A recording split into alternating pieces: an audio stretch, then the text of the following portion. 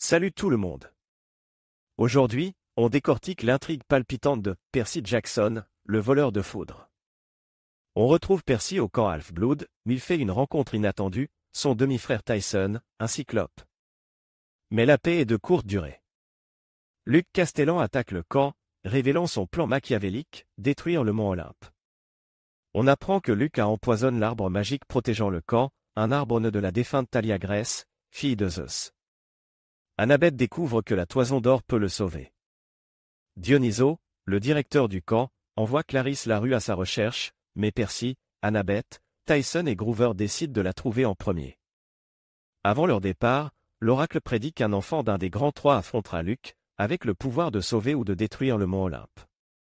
Percy, étant le seul enfant connu d'un grand trois, se sent concerné. Les trois Greys, dans un taxi magique, leur donnent des indices. À Washington, Groover est capturé par les hommes de Luc, car les satyres sont attirés par la toison d'or. Groover craint Polyphème, le cyclope qui la garde et se nourrit de satyres. Percy, Annabeth et Tyson rencontrent Hermès, le père de Luc, qui leur révélait que Luc se trouve sur le paquebot Andromède.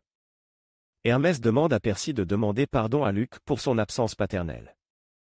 Armes de cadeau d'Hermès, ils partent à la recherche de la toison d'or. Ils sont capturés par un manticore, mais s'échappent grâce au cadeau magique. Ils atteignent la mer des monstres et sont engloutis par Charybde. Dans son estomac, ils rencontrent Clarisse, qui a récupéré un vieux cuirasse confédéré, pilote par des soldats zombies. Ensemble, ils s'échappent et atteignent le Cercle Lent, un parc d'attractions abandonné au-dessus du repère de Polyphème. Ils sauvent Groover et récupèrent la toison d'or, mais Luc apparaît, révélant son plan, réveiller Chrono. Tyson se sacrifie pour protéger Percy, mais ressuscite par l'eau. Dans la bataille qui s'ensuit, Luc et Groover sont engloutis par Chrono, tandis que Percy réalisait que son épée est la faiblesse de Chrono.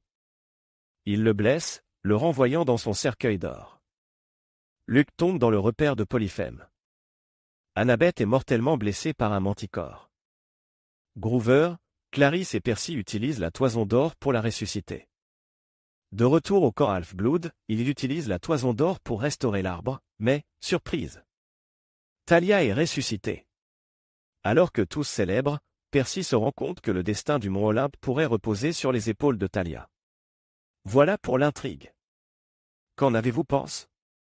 Dites-le moi en commentaire.